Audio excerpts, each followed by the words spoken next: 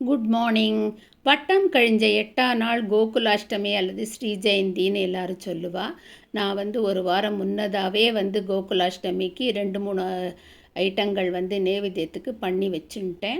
அதில் அரிசி மாவு ஸ்டோர் ப்ராட்டு தான், பதப்படுத்தின மாவு. அதை வறுத்து வச்சுட்டு நம்ம முழு உளுந்தையும் நல்லா வறுத்துட்டு பொடி பண்ணி சலித்து ரெடி பண்ணி வச்சுட்டு, இந்த கைமுறுக்கு பண்ணி ரொம்ப வருஷம் ஆச்சு. எங்கள் அம்மாலாம் ஊரில் சீர்முறுக்கே ரொம்ப அழகாக சுற்றுவா. எங்கள் ஊர் திருநெல்வேலி டிஸ்ட்ரிக்டில் எப்படி அப்படின்னாக்கா புழுங்கரிசி முறுக்கு தான் ரொம்ப ஃபேமஸ் அங்கே. அது ரொம்ப டேஸ்ட்டாக இருக்கும். தேங்காய் எண்ணெயில் பண்ணும்போது இன்னும் அதிக சுவையோடு இருக்கும் அது.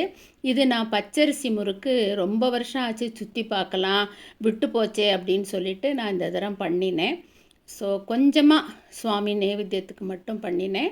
ஸோ நன்னாவே வந்தது.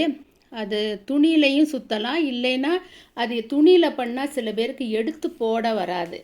அதனால் என்ன பண்ணணுன்னா இந்த மாதிரி கரண்டிலையும் நம்ம சுற்றிக்கலாம், அதுவும் நல்லா அழகாக வரும். ஸோ இதை எடுத்து இதே மாதிரி தான் சாதாரண நம்ம சன்ஃப்ளவர் ஆயிலையே யூஸ் பண்ணலாம், கொஞ்ச நாள் இருக்கும் அது. ஸோ அதை இதில் போட்டு சட்டியில் போட்டுட்டு நிதானமாக மீடியம் ஃப்ளேமில் வச்சு திருப்பிண்டே இருக்கணும். ஸோ கொஞ்சம் ரொம்ப நேரம் எடுக்கும் இது வேகிறதுக்கு வேண்டி. ஸோ இதை மாதிரி கடைசியில் அந்த ஒத்த கொதி அப்படின்னு வரும். அந்த ஒத்த கொதி வர ஸ்டேஜில் தான் ஆஃப் பண்ணணும். இல்லைன்னா உங்களுக்கு இதாகிடும், ஒரு மாதிரி சவுச்சவுன்னு இருக்கும் முறுக்கு. ஸோ கை முறுக்கு பண்ண உடனே அரிசி மாவு அதே தான் வச்சுட்டேன்.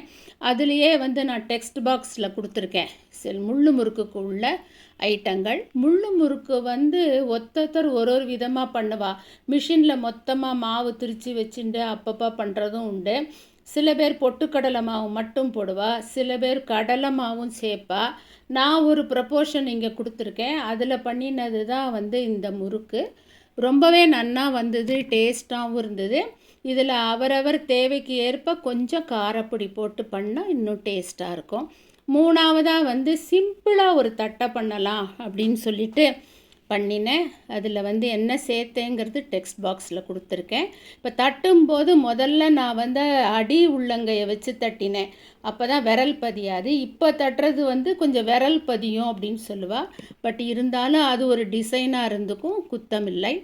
இப்போ ஃபோர்க் இருக்கிறதுனால எல்லார் வீட்லேயும் அதை வச்சு ஓட்டை போடலாம், இல்லைன்னா வார்க்கட்டை குச்சி எடுத்து நாங்கள்லாம் போடுவோம். ஸோ இப்போ தட்டையும் பண்ணியாச்சு.